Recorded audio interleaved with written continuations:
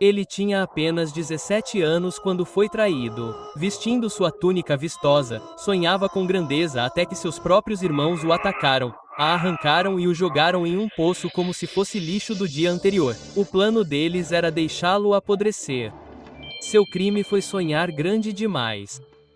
José morava com seu pai, Jacó, na terra de Canaã e ajudava a cuidar dos rebanhos com seus irmãos, filhos das outras esposas de Jacó. Mas José sempre trazia um relatório ruim sobre eles. Jacó o amava mais do que a todos os seus outros filhos, porque ele era filho de sua velhice e o primogênito de Raquel, sua amada esposa. Como sinal desse amor, Jacó deu a José uma túnica especial, uma túnica ricamente ornamentada, um símbolo de bênção e favor. Ele já era odiado por seus irmãos por ser o favorito de seu pai. Para piorar a situação, José começou a ter sonhos que perturbavam seus irmãos. Ouça este sonho que tive, disse José ansioso. Estávamos amarrando feixes de trigo no campo quando, de repente, minhas ovelhas se levantaram, e seus feixes se juntaram ao redor dos meus e se curvaram diante deles. Seus irmãos olharam para ele. Você pretende reinar sobre nós? Você realmente vai nos governar? Parecia uma ameaça. Aquele momento plantou algo sombrio em seus corações. Ciúme que se transformou em raiva. Mas José sonhou novamente. Desta vez, o sol, a lua e 11 estrelas estavam se curvando diante de mim. Quando ele compartilhou os sonhos, seus irmãos ficaram com ciúmes. A resposta não foi admiração, foi raiva. Até mesmo seu pai o repreendeu. Mas Jacó manteve os sonhos em mente. Algum tempo depois, Jacó enviou José para verificar seus irmãos que pastavam os rebanhos perto de Shequishã. Vestido com sua túnica colorida, José viajou sozinho. Quando os irmãos o viram, seu ódio transbordou e eles conspiraram contra ele. Aí vem o sonhador, disseram eles. Vamos matá-lo e jogá-lo em uma dessas covas. Mas Rúben, o mais velho, interveio.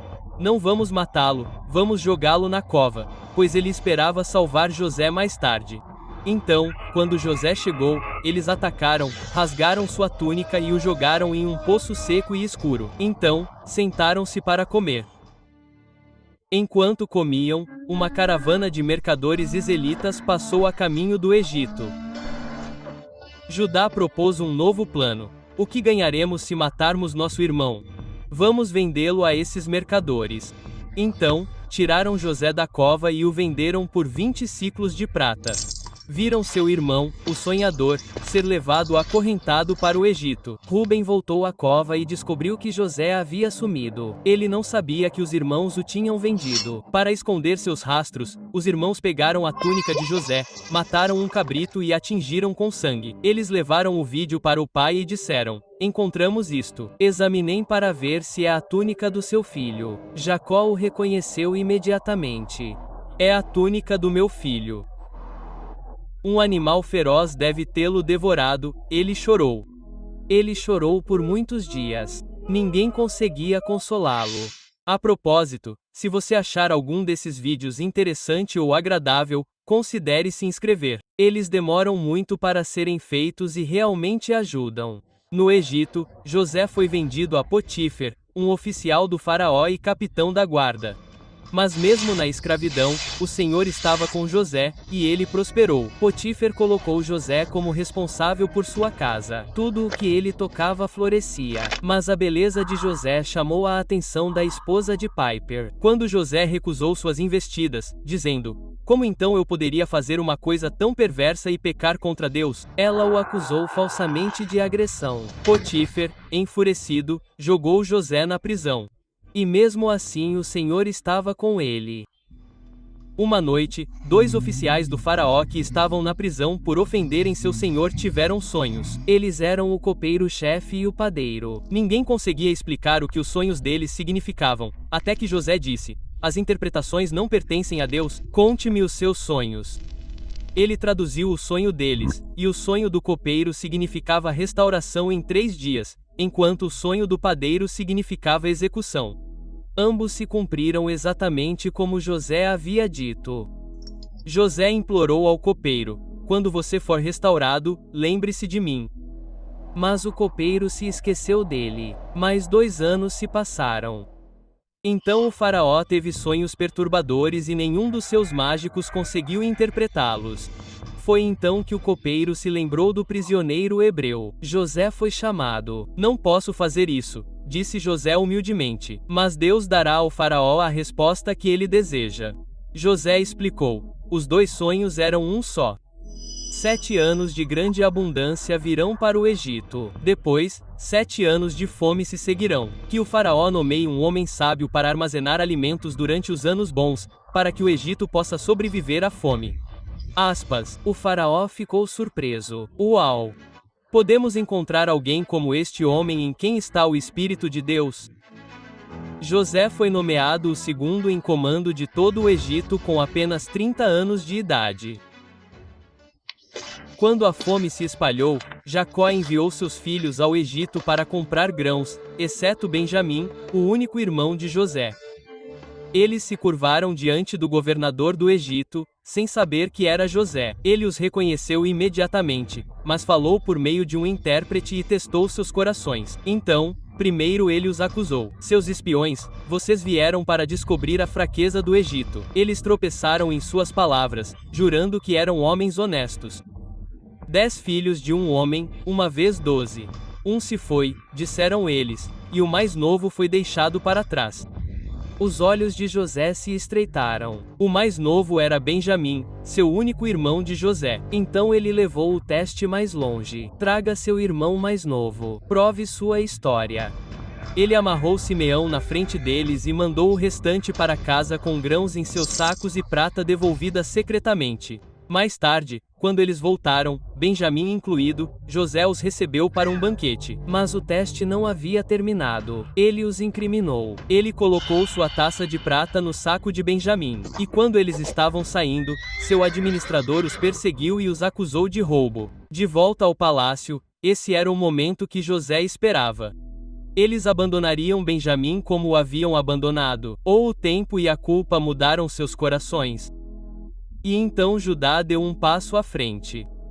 Leve-me em seu lugar, ele implorou. Deixe o menino ir para casa. Se ele não retornar, nosso pai morrerá de desgosto. Aspas. Já não era mais a voz do ciúme. Era a voz do arrependimento. Com as palavras de Judá, o coração de José se partiu. Ele ordenou que todos saíssem da sala.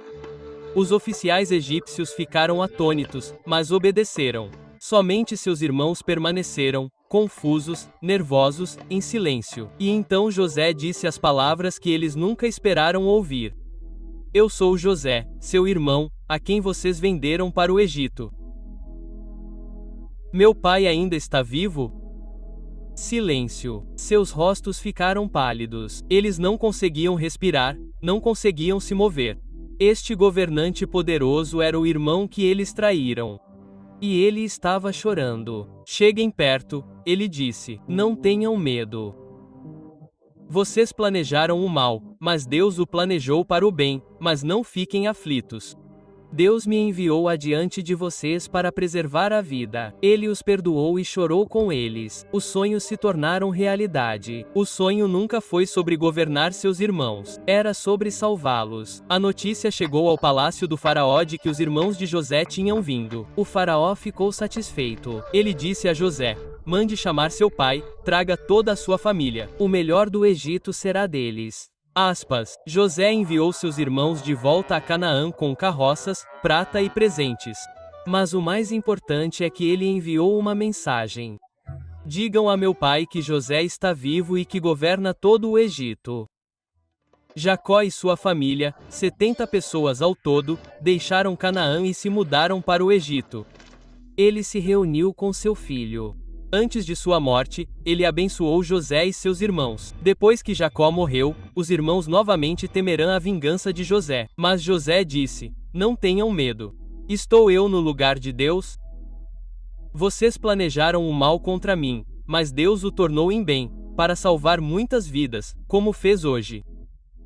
José viveu para ver os filhos de seus filhos. Antes de morrer, ele disse a seus irmãos: Deus certamente virá em seu auxílio e os trará de volta à terra que ele prometeu a Abraão, Isaque e Jacó. Ele os fez jurar: quando Deus vier, levem meus ossos com vocês. E então José morreu em paz, com fé na promessa. Embora José tenha morrido no Egito, seus ossos foram colocados em um caixão, não em um túmulo. Um lembrete de que a história não acabou.